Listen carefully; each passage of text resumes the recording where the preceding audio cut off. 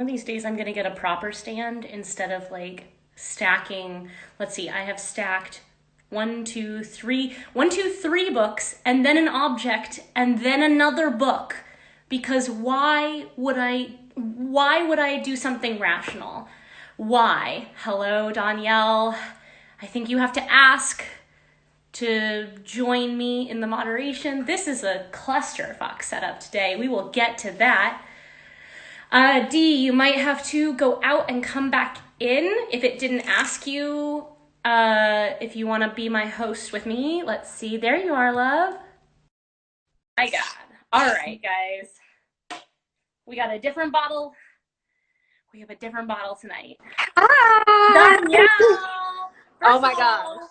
I am like, I've got a new bottle, except it's not really a new bottle. It's like this far empty now. But also, due to an internet snafu, I am filming in my father's office, and it is just a hot mess. Look, and I don't have my stand, so I have my computer and a book holding this up with my computer holding it. So I have everything stays together. 3 classics, a planter, a paperback, and a post-it note folded to balance this. Likelihood of it holding through our entire chat? It's gonna fall, but no, it'll just be indicative of everything we're gonna talk about. I miss your face. I miss your face too. I wish we were in Scotland. I was gonna say we should be doing this interview like at my place in Scotland where we would have been at the same time right now. I literally spend most of July and August in England and Scotland almost for the last 4 years. Yeah. And I don't get to do that. And so I'm really sad. I am devastated. This is also, for anyone joining us, this is not my room, and it is really throwing off my jam. I have gotten really used to my bookshelves on the stairs. This is my father's office. I can't even, it's just, there's just guitars and an elliptical. I still love it. I love blue. My door is barred against all of the animals that live in this house. So there will be no, hopefully, intruders on this chat. I miss your face so much. I miss your face too. And I also miss just having my time with you. So I'm so excited we get to do this and chat about all the things. And I'm going to try to. Oh my God, I have a list. I made notes, as I do, like a goddamn professional. You're a professional. You're a professional, and I'm super excited because this pandemic has just made it so that we're not together. I know. Sad. And I don't think a lot of people, in the chats, I don't think maybe a lot of people don't realize, like, you and me and Zoraida, we spend a lot of time together, like, around the world. And, like, that's our thing. Like, we go somewhere and sit down and roast chickens and write. And I literally saw you before the world shut down. I know. You came to New York, and then you were like, oh, I gotta go. It was very sad. It was like my last happy hurrah. But yeah, I feel less creative without you and without Zoraida. It's so hard to focus. I know you two keep each other accountable. We do. We try, but you're our little third bird. But me, our little third bird that's missing. Hours ahead is just like, hi guys. And then you guys are like, do you want to work? And I'm like, I'm going to bed. Goodbye. I know. You have to start getting us out of bed so that we can work because Z gets up. I don't. So I need to work on that. Yes, that is a drag. It's a little bit of I don't even want to call you a night owl. You just like that. I am. I'm a night owl. I come alive I get my best work done in terms of writing between 12 and about 3 a.m. For some reason.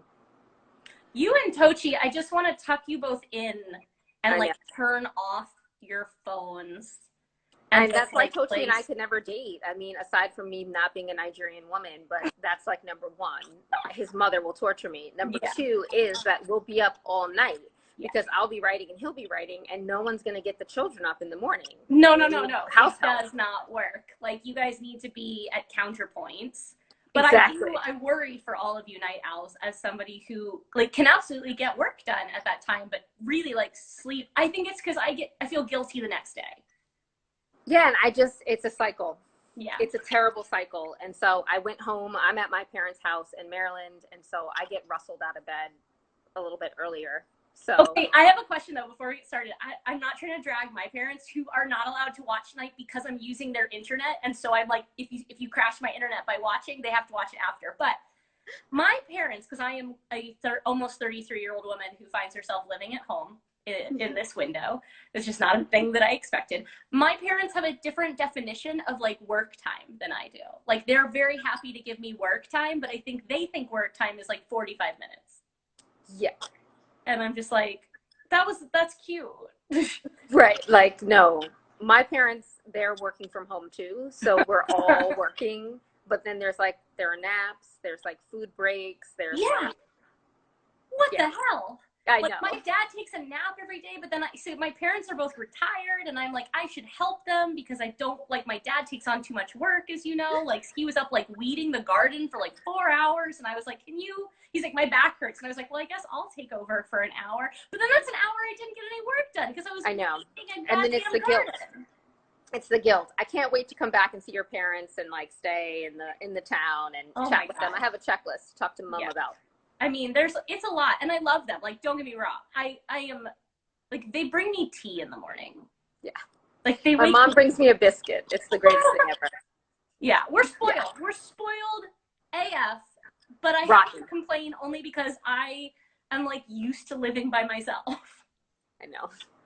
I have to go back to New York because Zoraida's birthday is at the end of the week. Yeah. Next week. So I'll be headed back so that I can shower her. You're gonna say so you can shower.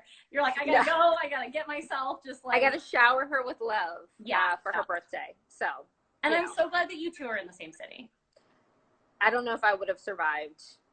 This whole thing without having an accountability person that's like 25, 30 blocks from me. Yeah. Be like, meet me in the park. We're gonna walk, and you're gonna get your life together, and then you're gonna go back and you're going to finish these pages. Zoraida is our accountability princess. That's right. And I feel like, I mean, we're going to talk about it. One of the reasons that you and Z and I work so well together is I like to surround myself with people who are working harder than I am because I feel like nothing drives me more.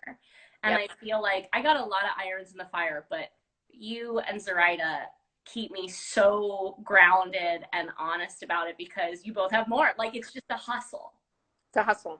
And that's why I think we gravitate towards each other. It's a work ethic that not many people can sustain. Mm-hmm. And many people sort of, they judge me for it and all of that. But I keep the two of you really close because you are part of the gas in my tank. Yeah. It's so important to surround yourself with champions, but champions who also aren't just theoretical champions who can cheer you on. Like, I have champions who are like, don't know shit about publishing and they're just like, yay. But it's also important to have champions who understand the grit and understand and can have that honest conversation, as we're going to talk about a lot tonight, like the honest conversations that keep you moving forward and educated and focused. Right. And focus on the long tail, the long game. And you need those people in your life. Yeah. Like we sit down at the beginning of any of our writing retreats and it's like daily goals, weekly goals. Like, what does this year look like for you? What is this season? What are you hoping for? What do you need? Exactly. It's so important. And I want to I have so many questions because you also, you have Cake Literary, We Need Diverse Books. You are like continually just moving and making and shaping this world. And so I want to get to that. But first, before we do, I got to hear the origin story. So for anyone watching, like, I want the origin story. Like, how'd you get here? What happened? Oh, God. I didn't get here by choice. I wanted to be a doctor, and I failed chemistry in college. And I was so depressed being away from home because, like you said, I'm a rotten egg. I love being with my parents. I love being home. I'm spoiled. I like having my own bathroom. I'm a fussy lady. And so I just started rereading the things that made me feel safe when I was in college. And I just was like, oh, I loved books. I've always loved books. Why don't I become a teacher and a librarian? And I was for a very long time. But when I was getting my master's degree in children's literature, they forced me to take a writing class. It was the first writing class I'd ever taken. And I started trying to write stories that I loved reading. Yeah. And I saw that there were so many people missing from children's books. And I thought, I got to try. I've got to see what this is about. And so I got my master's in children's literature, and then I moved to New York City and I got an MFA in writing for children because I'm a glutton And I thought that I needed the degrees in order to teach me how the mechanics of writing and also the canon, to know what is there and where are the gaps and how I can sort of make my strategy from there. I'm very strategic in all the things that I do. And then my activism came out of seeing the gaps. And I wanted to be part of We Need Diverse Books, and now I'm COO, because I really wanted to say, how can I write the stories that I want to see in the world, but how can I send the elevator back down and bring people with me into the party so that they can write the stories and also come and sit at the table, and how do I make the table bigger? So I came at it from a very different place, really working with kids and realizing that it's really hard to have them have a relationship with literacy. Yeah. When they don't see themselves. How can you love books when you don't see yourself? And it's so important, like what you just said, that, and we talk about this again and again, is that what good is a door if you let it close behind you? Like, what is the point? Like, because then you're just tokenizing. Then you just get to be the special thing. It's the not like other girls. It's the one X, the one Y, the one Z that's allowed. And if you don't hold that door open and help pave the way for others, then what is the point? Then you're winning for your own self and for nobody else, and you're not paying homage to the people that came before you to allow you to get there, and you're not helping anyone behind you get up. And it's lonely in there. And so once you get into the party, you realize there are a lot of weird people at the party. So I'm like, where are my friends? And that's why I love my connection with you and Z, because I feel like you two are two of the badasses, and you're working as hard, and you want to do and leave behind a legacy of work that is good and has something to say. And I respect that. And you get busy.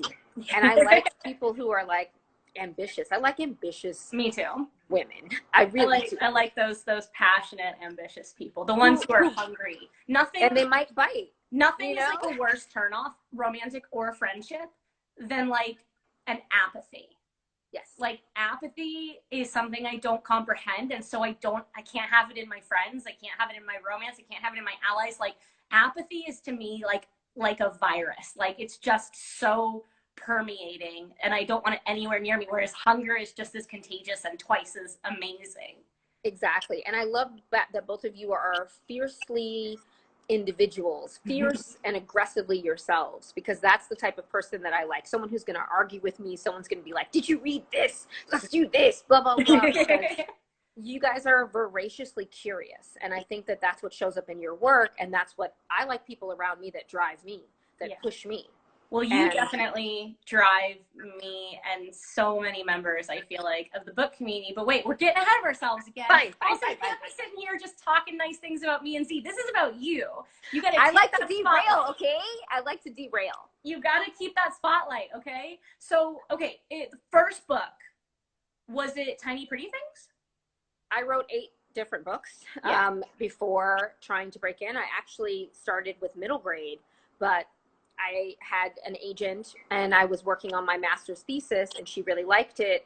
And this was in 2008, but then there was the recession. Yeah. And so an editor at Scholastic really liked my master's thesis, but then she got let go. So that book went away. And then I was trying a lot of middle grade. And then I met my writing partner and my business partner, Sona Charapatra, and we were in our grad school program at the New School. And she is Indian American, and she realized, she was like, I've never seen myself in a book. They're always adult books, and they're about sad topics. And so she and I were just brainstorming and having a whole bunch of cupcakes. And she was going to take a job at Alloy Entertainment. And she was like, I don't think I'm going to do it because I don't want to give away my ideas. And I was working for another agent who had a packager, and I was watching what they were selling. And I was like, why don't we try to do it and try to show the industry how to put together diverse books that are not a summation of the sad bits of the character and that are fun. And so Tiny Pretty Things really came out, was my first novel, but it was the 8th that I wrote, and we co-wrote it together. We did 4 or 5 drafts and we went through 2 agents. And before we could break in, a lot of hustle.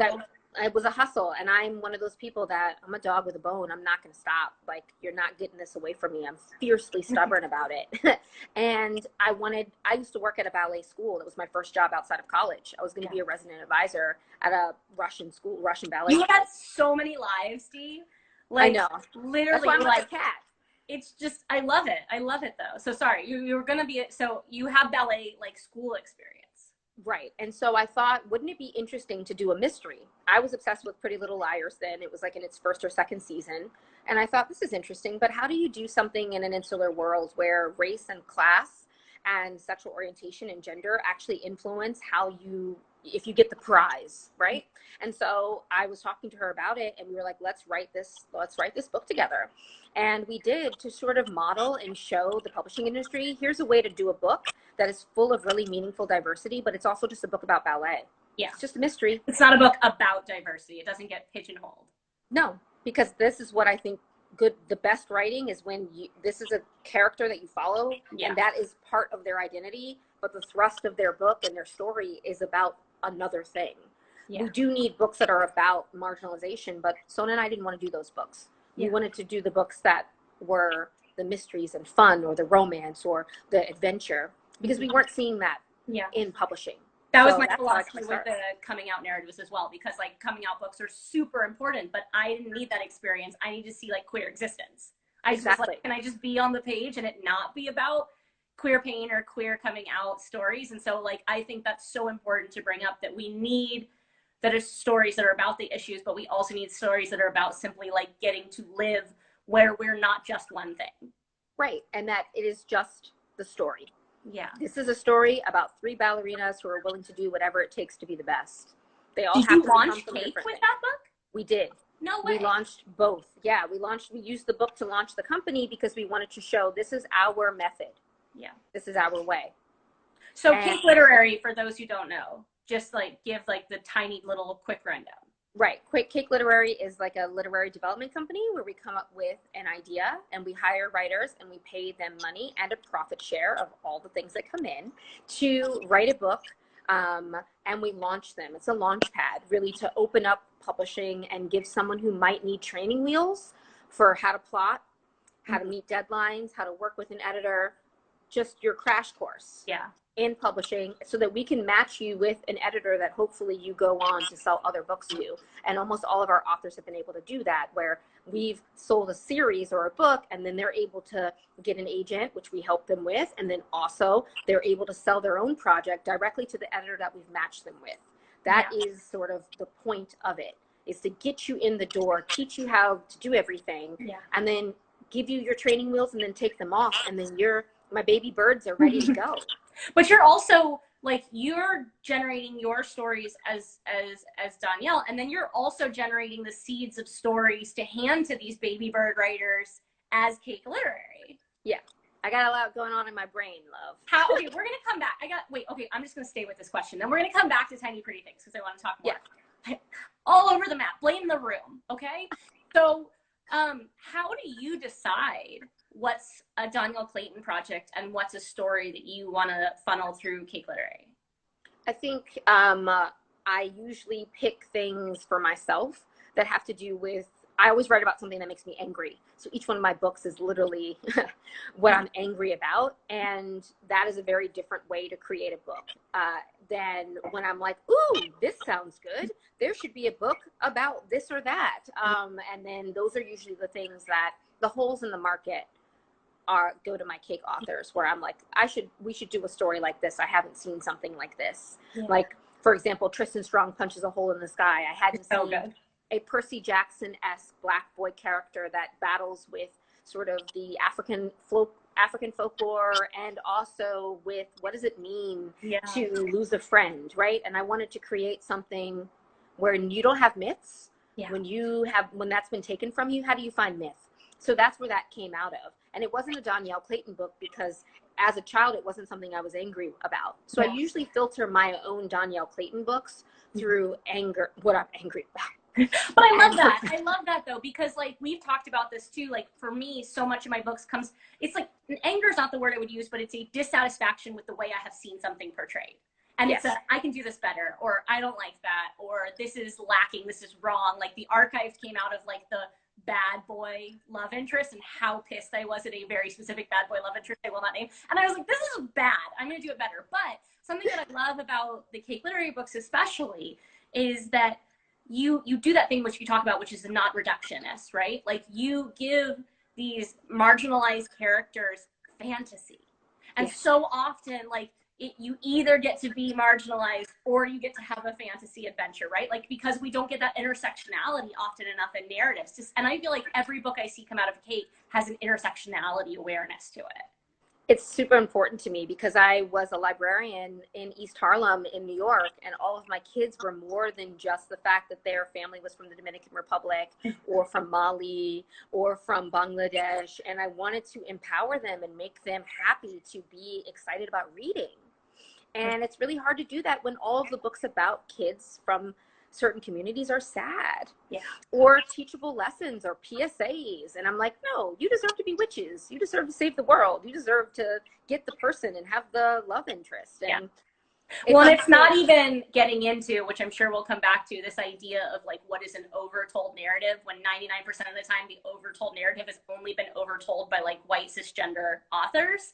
And so like, often authors of color, like as you and I have talked about, don't even get to those narratives before they're told like, oh, I'm sorry, like vampires are done, witches are done. And you're like, by who? By who? Like, I haven't even gotten a shot. Yeah. I haven't even gotten a shot yet. Oh man. Okay, wait, we have to come back to Tiny Pretty Things. I'm trying to keep this so professional because I feel like you and I could just devolve into, I know. I'm trying to be like, I'm putting on my, like, I'm being a good girl. I know, right? We're going to get there. But okay. But for those who don't know, Tiny Pretty Things is coming to Netflix. It is. And last night, my producer sent me the pilot. No shit. I watched it. Oh, yeah. I watched the pilot of Tiny Pretty Things, and I'm very happy. Was it surreal? It's surreal. It's really weird. And it feels like Big Little Lies meets Friday Night Lights, but set in the ballet world. It's super dark, athletic. It's like the dirt under the fingernails of ballet. I'm so excited for you. I talked to Sona about this last week, and I just was like, it's so freaking cool. But also, you have to create an emotional disconnect between, I created this product, I didn't create this product, I inspired this product, and I created this product. And that's a beautiful thing, because what I can say is that they translated the ingredients in a beautiful way. So each thing tastes different. And you got to go to set. I did. See, what was that like? Set was weird. And I talked to Lee Bardugo about this too, because she was on set while I was on set. She was in the Grishaverse, and I was in the Tiny Pretty Things universe. It feels like walking through a dollhouse of your own imagination. It's terrifying. I can't even imagine. It's overwhelming. I'm so excited for you. I can't wait to watch it. But I also do think it's so important, as I'm sure you'll become inundated with later this year, for readers and fans to remember that one is your creation, one is your inspiration. Like, absolutely. You know? And I feel like there's been a lot of conflation recently, like between a novel creator and the world that spins out from that novel creator. And so I hope that people just shower you in love, but also remember that like you made one of these things and you didn't necessarily get to like play the god of the other thing. Exactly. And I didn't want to. I love the fact that other people were able to translate the work. Yeah. And I found that they were able to ratchet up some of the seeds that I left in the novel. And it's very cool to see a whole different set of artists come in within your toolbox and in your dollhouse and like move things around and be like, oh, okay, this is a cool translation. So yeah, I'm very excited and nervous. So I did have one question though, because I apparently like learned fairly recently that there are some authors who don't visualize their world as they're writing. Like I was talking with David Levithan, and he said that he was on set with Rachel Cohen for one of their projects, and Rachel was getting like very specific about how something needed to look, and David realized in that moment he does not visualize anything. Like doesn't visualize, like doesn't choreograph. Like what is the role of the visual? Because you look at books like The Bells, which are so steeped in aesthetics, and really all of your books are so aesthetically aware as well. Like where does the visualizing come for you? Is it holistic? Is it world? Is it rules? Like where is it going? I need the visuals in order to anchor myself into story. So I create a mood board and a visual board on Pinterest. And before there was a Pinterest, I would be cutting out magazine pieces and like making this huge book of, it looks like my burn book for my own book, right? It has like all of my characters, and I've glued everything in there. And it houses my brain. It houses literally what I see, because I don't know. I can't describe things. I can't create mood. and tone and aesthetic and specificity, which is where I think everything lives, especially for the fantasy writer. I was going to say, I do wonder, it must be as rare as it is for authors to not visualize. It must be 10 times rarer for a fantasy author not to visualize. Because I truly, like, I see my stories down to the soundtrack and the color palette. I can't imagine not having it entirely visual. I have to, because I can't describe it. If I can't picture it, then I can't. And even though Tiny Pretty Things is contemporary, I still had to draw a map of the school. Yeah. Write out the school rules, figure out where things are, take out a map of things and where my characters would go. I'm very visual in that regard so that you can see it. I don't know. Maybe it's a surreal thing to learn. I mean, like, this is the thing. The whole point of this chat is, like, there's no right way. And I am not trying to, like, shame anybody or, like, be ableist about, like, visualizing. It's so, okay, there's a fantasy author in the comments who doesn't visualize. I'm going to have to dive deeper into this because it's something, like, it's very foreign to me conceptually, but obviously, like, whatever works for you. Yes. But I do think that with the Bells, a world that is focused on beauty and everyone is looking at each other and analyzing each other, that I needed to heavily lean on aesthetics and visuals because we're sizing each other up. And that's sort of the point. So maybe I'll try to write a fantasy where I don't. No, that's inherent to you. Obviously, those who aren't visualizing, there's something else that is, like, the core principle there, the guiding, thread of the story. I have a question for the comments, which I never do because I see all the comments, but I don't engage with them because this is actually like a chat show between you and me, and the commenters are here and I see all of you. But I want to know, because of the Bells, as we go on talking, in the Bells world, there are teacup animals, teacup pets. And I want to know from people in the comments, if you could have a teacup sized pet, and Zoraida doesn't get to answer because I think she said she would eat hers. So she's so rude, and she was like, "Tiny bacon, if you have a fridge." Okay, but in the comments, if you could have any teacup animal pet, what would it be? A horse. Yes. Okay. We're going to keep reading them. We're going to keep looking at them, but we're going to engage with our own tat. Teacup bumblebee, though, would be like... So and I love Farida.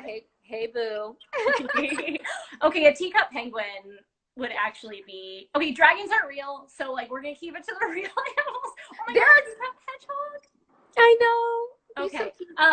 I want to know, as we see these adorable answers coming in, like, because I don't know, obviously you don't sleep because you have, like, your art hat as your author, and then you have your art director hat for Cake, you have your activism hat for We Need Diverse Books. How in God's name do you refill your energy? What's interesting is that during pandemic, I didn't have any of my go-tos. Yeah. And so I was spiraling for at least a month and a half because my go-tos are, going to the movies, or even though I have Netflix, but I need to leave my house. It's going on a long trip. It's when I'm flying. Yeah. It's being in airports, seeing people, going to cafes, sitting out, going to museums, going to the New York Public Library, things like that. And I didn't have input. Yes, I need to fill up and I need to see the weirdos. That's what, I need to see us. I know, I need to see all of my friends. I need to be able to have that connection, and that was all taken from me. So I struggled for a while, and I started going on long walks and listening to audiobooks, or sitting in the park and watching people go around just to try to get a little bit of that texture. And now I've just been watching a lot of films and documentaries, and I just finished Unorthodox on Netflix, and it really messed me up. Oh, it messed me up. I can't stop thinking about it. So now I'm trying to really give myself a list of things to watch as I refill my well, as things open back up. Because I need. It's hard though, right? You end up treating the refilling of the creative well and, like, consummation. You end up treating consumption as work. And then it doesn't feel as natural as, like, going for a long walk or a hike or flying. Like, I understand, when I started traveling for work, I treated airplanes as the one place I didn't have to work. Like, the one place guilt-free I got to just, like, pamper, like, put on a face mask, put on some slippers, and just pretend for, like, the 8 hours that I was on a plane and just watch movies guilt-free. And I miss it. I know. because you have no unplugging. There is no unplugging. Your home doesn't become your place of peace. It is a workplace and a sleep place and an eat place, and it's a spiral and a hamster wheel. And I had no break from that. So I felt like I've been in a pressure cooker for a while. Has it been helpful being home? Yes, because one, I have more structure. One, I'm not eating a meal at 1 or 2 o'clock in the morning. So that parents do not go for that shit. No, they don't. So now I'm like an actual regular human eating at regular hours. There's a dog here, so I'm getting all of that husky love that you cannot replace. And being outside, being able to, I sit outside every day if it's not storming for like 4 or 5 hours, because I only left my apartment 4 times in 3 months. Yeah. So now I'm trying to get all the sun back, and it's improving my mood. Yeah. Vitamin D, man. I need Vitamin D. So, and I forgot, how much you need the sun. It's crazy. Like, it's crazy crucial. It's, like, the one nice thing about being in the countryside is that I can go for walks. So for a while we were on lockdown here in France, and like, you couldn't go beyond a certain distance, and that was kind of maddening. Like, and so it's getting better here. Obviously it's a lot better, but it's been really strict, which is super surreal as a wanderlust bunny like me. That's just like, now I walk 10 miles, you know? And I miss crossing into other places. I miss traveling. I miss seeing people. I miss going to other countries and being able to engage. I do a lot of my best work when I'm uncomfortable, which means when I have moved myself from my home and gone to overseas to other places where I don't have my comforts, where I have to pay attention, where I have to use a different language and access a different part of my brain. Yeah. For some reason, it really helps me unlock story. The last time I was that productive was when you and me and Zoraida were in Amsterdam. Yep. Like, because I could go for long walks, but I also had to like access a part of my brain, and you guys were holding me accountable, and I miss it. I have my weirdest habit here, which is the most Zen habit that I have, is my parents have a vegetable garden, and they also at the back of it are just like rows of raspberry plants. And they have to be picked every single day because they will rot and they'll fall off and be useless. And I don't like wasting anything. And so I go up there for like 45 minutes a day and just get down on my hands and knees and like get the shit torn out of my forearms because plants, and just like listen to an audiobook and like pick raspberries and pull weeds and garden. Isn't it nice to sort of do something with your hands in a way that we're writers, so we use our brains a lot. And if you're not handwriting, it's sometimes nice to make something. It's like effort in, effort out. And it's the exact opposite of creativity, where you're like effort in, effort in, effort in. And then like the output is like, and then like in like chopping wood or baking something or like picking fruit, you're like, oh, effort in, effort out. Like, this feels nice. It's like 1 + 1. And you literally get that too, and it feels really good. And also, it's a different level of exhaustion and satisfaction of doing something. Oh, it's so nice when you're actually physically tired enough. I was listening to an interview with someone, and they said, oh, I'm not going to admit who it was because it's kind of embarrassing. But I was listening to an interview. Okay, fuck it. Okay. I was watching the show called Hot Ones, which is like a YouTube interview series where a guy makes his celebrity guests eat increasingly spicy hot wings and asks them interview questions as they're beginning to become afflicted by the heat. Okay, see, this is my favorite show. And anyway, I was watching the episode. So I watch an episode with breakfast every day, because it's really hard to find something that your 69-year-old mother and your 71-year-old father can all watch at breakfast. And I was watching the Ashton Kutcher episode, and he was talking about how when he was a teenager, he did manual labor, and like he was constantly like, you know, working in a factory, and how the physical exhaustion of that made the mental exhaustion of creativity seem like a pleasure. And like, it made the job seem like you're like, well, I'm not like sweeping Cheerios off of a factory floor. Like, mental exhaustion is a different thing, but like, there is something about physical exhaustion. Also, people in the comments watch Hot Ones too. It's a delightful show.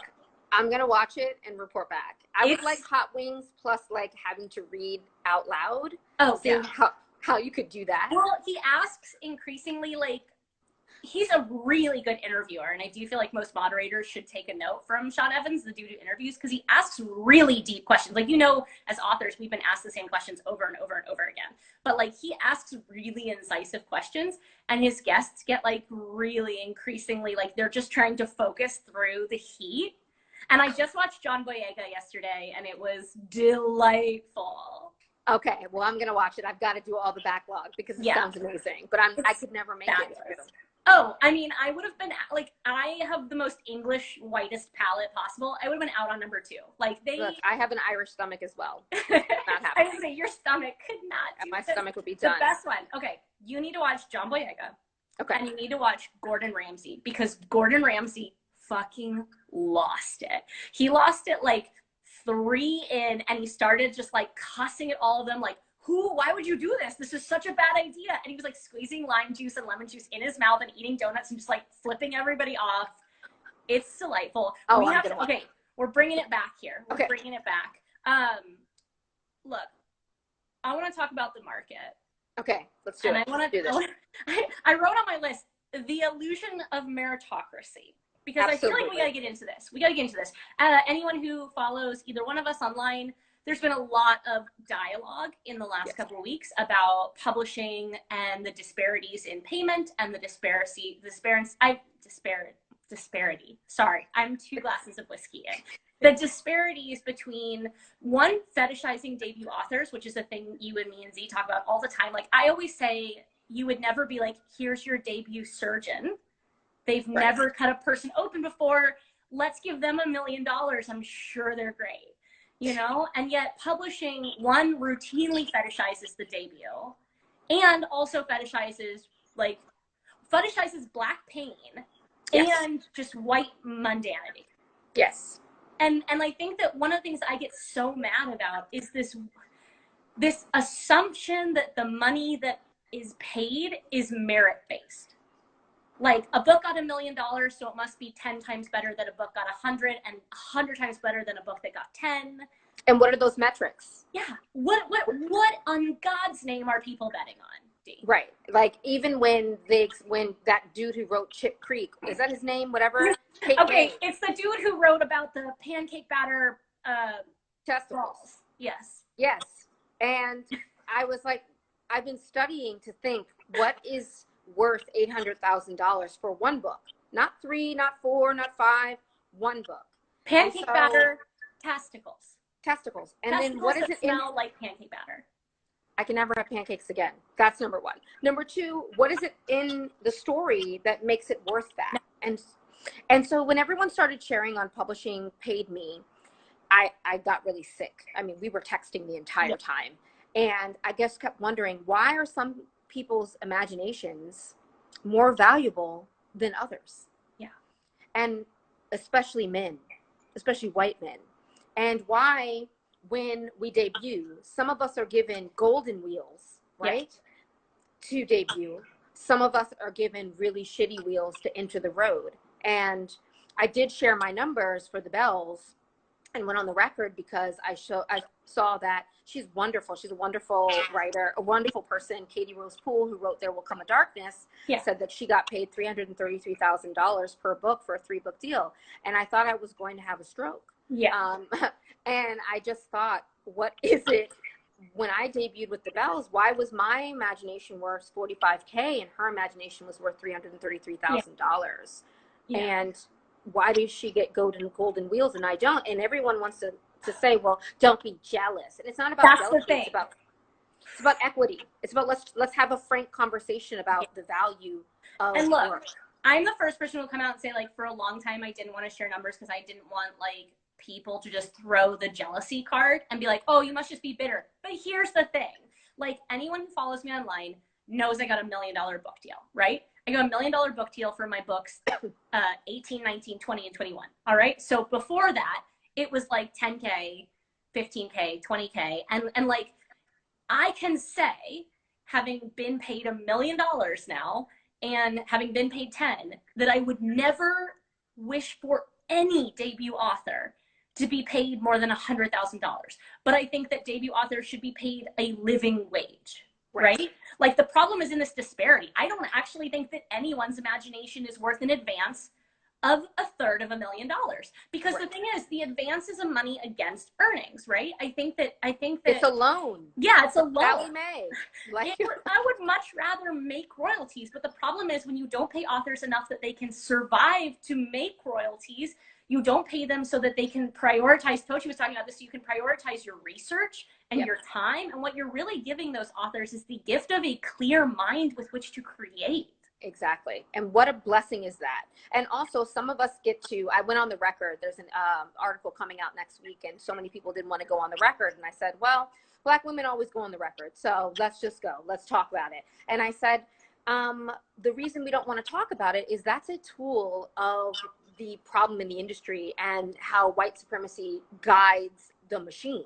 Because if we can't stay quiet, then we can't actually talk about the metrics and the data and what goes into it. And also, you have earned, like, and people are like, well, why don't you just wait for the royalties? And I said, the only guaranteed check that I get is my advance.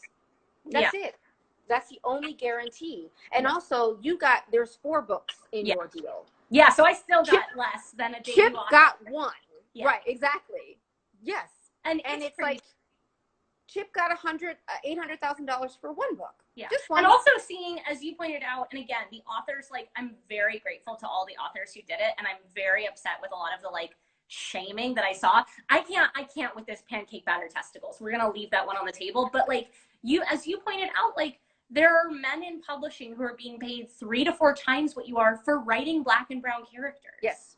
That to me is just, and also it becomes a self-perpetuating problem is that the publishers don't bet on women of color, specifically the ones who are most likely to be demeaned and diminished in terms of their value.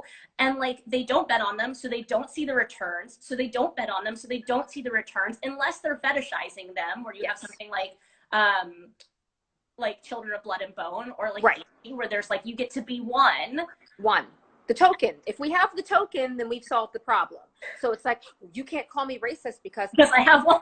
We have 1, we have 2, we have 3 versus actually economic equity. And we think about sort of all of this. Why does a debut need to come in the gate at $300,000 per book for a 3-book deal and set up for that level of, it's a loan. Yeah. And well, it also only goes one of 2 ways, right? It gets into that person's head and they believe they are the second coming of Christ. Yes. Here to save all of publishing, or it ruins them. Yeah, and then they they're can't never sell again. able to create again. Right, and then they are forever in the red, and they can never earn the money back, and it screws because you get into that red, it will ruin your career. Because that's the thing, publishing doesn't care. Publishing is like, okay, well, that person's in the red, so we'll just pick a new one. Like, it's like literally goes back to like Dinosaurs, the TV show, where they're like, we're gonna need another Timmy, and it's like, they're fine to just keep like bringing in somebody new. They are fine playing fast and loose with your reputation, but they seem to be way better at doing it with white people. Right, but then we live and die by the book scan, right? So then they want to run your numbers as the sort of thing, and it's like, but when we each start the game and get on the highway of publishing and we don't have any numbers, some of us are given a full tank and some of us aren't. And you weren't given a full tank, and neither was I. And we have to claw our way up. And publishers, like, for those who don't know, publishers like to use the P&L sheet, the profit and loss sheet. This is where they calculate your worth. They calculate the risk that they're willing to take by publishing you. And so they say, we think that Dhonielle can probably sell 45,000 copies of the Bells. It's not actually, it's less than that you would have to sell for them to pay you that, but that's basically what they're saying. And meanwhile, like, somebody who has less credits to their name or no credits to their name gets $1 million book deal. And you're like, what are those P&Ls? What are you betting on? That person has nothing. Right. And it's just like, it's somebody liked them. Somebody in sales, somebody in the higher ups, and they create an auction and they create all of this buzz, and it's all based on nothing. It's a whole nothing burger. And that's what I don't get it. And because it's so stupid. Like, it's so, when I watch like the Publishers Weekly deals, and I'm like, why? Like, you see a book and you're like, this book got $500,000. And my first thought, because I have been through that roller coaster, is like, You do not want $500,000. You're never going to earn out. And the only way, sometimes I do feel like we should say, sometimes the way that those books do earn out is a publisher like Random House pays you and then sells off your debt to 40 foreign publishers. And so what happens is it looks like you earned out, but you did not earn out domestically. They paid off your debt to every foreign publisher they could find, so that technically you have no debt. Oh, I know a series like that. Yeah, so, I won't get petty on here, but that's not. Oh, I earned out. Yeah, you earned out because you sold world rights, and the publisher sold licenses to your book in 45 territories because they own that, so they cleared that debt. So suddenly they don't care how your book performs. So the problem is you still, as the author, have to care, because it's still going to hurt you. Because what happens is, if that publisher, what happened, I noticed a few years ago, is like the foreign market died for a while. And so they went from being able to sell off like 40 countries worth of territories to like 10, but they've just paid you the same amount of money, and suddenly they can't offload your debt. Now, all of a sudden, the amount of copies that you sell domestically means everything. And you didn't sell that many copies domestically to start with. Nope. All of these gambles that the publisher is playing with go against you, the author, and not against them. And so what I feel like we have to talk about here, because I can tell in the people that watch this, and I can tell because it comes up online over and over again, why does anybody publish then? Why don't we all just self-publish? Self-publishing is really hard. And I commend people who do it and do it well, because the distribution of books is a very old business, and it is a good old boy system. And to get the access to the gatekeepers to sell the amount of units that you need to counterbalance the input of all of the work is really, really hard. I also believe that I deserve to be paid for my work. Exactly. If other people get to be paid for their work, so do I. And so, yes, I think you can do both at the same time. I think each market is different. Let's say you do romance. There's a very bustling, great community of self-pub romance writers. But YA and children's books, it's really hard to get to children. Because of the gatekeepers.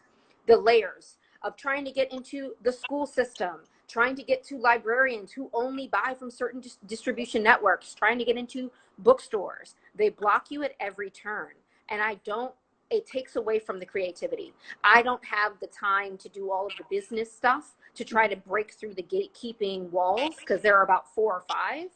So I go through the traditional channels, but I understand why. Self-publishing, especially for Black authors, has been since the beginning, because they've been systematically censored and kept out of publishing traditionally. But I'm here to bulldoze. And I think that's such a smart way to put it, because I understand people's frustration, and I think what you said is so important. This is a genre-based divide as well. You don't need as many gatekeepers to be a successful hybrid or indie published romance author, but in children's books. And I also think we have to point out, we're talking a lot of shit on traditional publishing, but there still is, one, you get paid in advance for work that you're doing, and you deserve to get paid if you choose that route.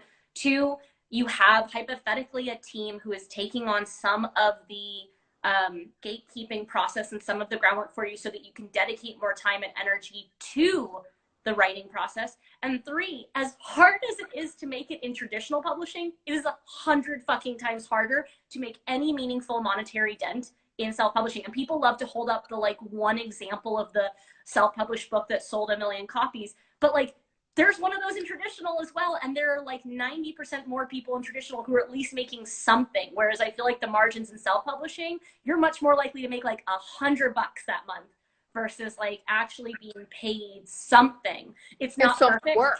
It's a broken system, but the amount of work in self-publishing is astonishing. You have to be your own marketer. You have to proofread. You have to typeset. You have to run ads. You have to distribute. And when are you going to create the work? When are you gonna do that? And it's really, really hard. And I commend self-published authors for doing that damn thing if they really, really can do it. I don't actually have the acumen or the hustle to be able to do all of that and create, because the marketing part of things drains me already as a traditionally published author. So I mean, I can't even do pre-order campaigns anymore. I was just bitching about this yesterday, where I get a lot of messages like, what are you going to give me for pre-ordering your book? And I'm like, my book? I'm so tired at this point. Do you want another book, or do you want me to figure out a cute pre-order campaign for you? Because it's one or the other, and I don't feel like there's only so many hours in the day, especially for someone like you that's literally living 3 publishing lives. So I do think it's something people have to take into account, but I do hate that we end up with the conversation becomes reduced to, well, then fuck traditional publishing, I'm going to self-publish. And I understand the reaction wanting to do that. But as you say, by abdicating the system, you don't help change the system.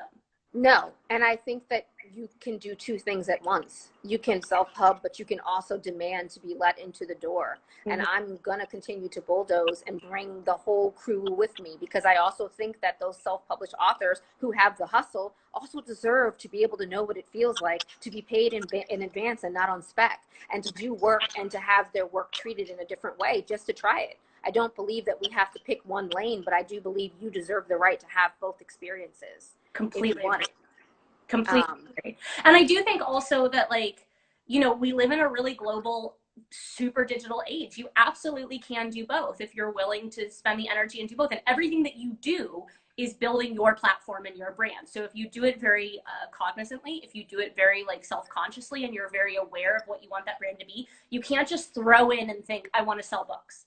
Like, you have to, like, the people who are good at it have to have such a sense of self and sense of what they're making and who they're making it for. But yeah, I have a lot of respect for people who do self-publishing. I have a lot of respect for people who do hybrid, but I have a huge amount of respect for people who want to change traditional publishing from the inside, like you. And I just think that the people who are receiving books on the other end of traditional publishing, if I stop and I go away and I just self-publish, I'm not making sure that a pipeline is being built so that other authors can come in and also have their work being treated. And that when I walk into a bookstore or a library or a classroom library, I will not see what I need reflected on the shelves, because so many people, if I don't keep talking, they will go back to doing their status quo. And so we have to keep pushing and showing other people that you being silent is not going to help make sure that the elevator goes back down. Yeah. And so I just have to be a loudmouth about it with publishers. I love you. I'm not going to do. And no, you smile. You are so grumpy. My heroes. Like, you are just, you're absolutely amazing. You're a grumpy hero. No, you're my grumpy hero, and I love it. You're my grumpy hero, but we need grumpy heroes. We do. Like, I think of like a Superman outfit. Instead of the S, it would be G for grumpy. But I'm going to come save you, but I'm going to complain. I'm getting my dad this shirt for Father's Day that just says grumpy old fucker on it. And I feel like I kind of want one for myself, even though I'm like 33. Okay, look, I have this thing I do at the end. And I feel like it's tricky because you have so many things that you haven't announced yet. Okay, so normally, like, what I end with is a question of, like, if we don't get to choose what's popular, right? Like, if you ask me, I never thought A Darker Shade of Magic would be my most popular book. I can't control the world. I love it, but also I just didn't think that anybody would read it. Excuse you, Kel forever. If I could date Kel, Kel and I would be together. If I was living in that world. You know, you don't get to control what's most popular of your own works. But if you could only pick one thing to outlive you, like just one. Oh, I saw you roast Holly Black with this. I did. Try to derail you by going around it. I know. You can't go. You can have something that we don't know about yet. Okay. And that's what it is. I have the next thing that's going to announce from me is a very special middle grade series. And this thing, I want to outlive me, because I want every kid to know that they are magical and that they belong, and that they don't have to do anyone else's magic, that being themselves is the most important thing. And that is, and it should be announcing shortly. I was going to say, I've been waiting forever. I know. Like, it's been a whole thing. That is the thing that I want to outlive me. It's going to be a different genre that I'm moving into. It's for younger kids. But also where you started. Right. I am going full circle back to the littles, and I want it to outlive me because I want all kids, when they're falling in love with books, because I think middle school, middle grade, and upper elementary school is when you really fall in love with books. I want them to fall in love with this because I want them to know that they are already inherently magical and wonderful. And that's what Yeah, that's what I want. That's what I want. And so that's coming. And that's the thing that I think I want to outlive me. I love that. I cannot wait. We will all keep our ears pressed to the corners of the internet. I mean, you'll shout it and I'll shout it. But Dee, you are extraordinary. You are my beloved, and I'm so happy to be on here with you, and I can't wait till we can get back over there.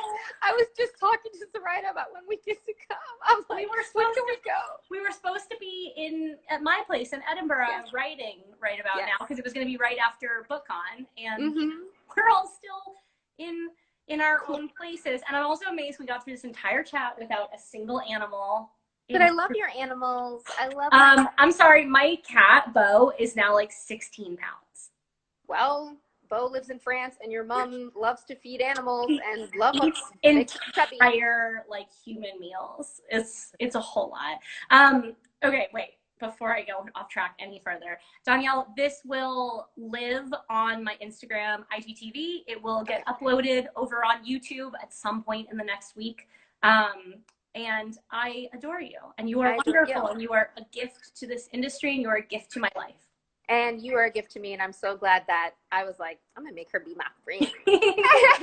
I came and collected you. I know, right? I stole away into the suitcase of your adventures. Yes, I was like, oh, this is gonna be my girl. I love her. Tell mom and dad I said hi. Yes, I will. Go forth and make magic, and I will see you soon. Love you. Love you. Talk soon. Bye. Bye.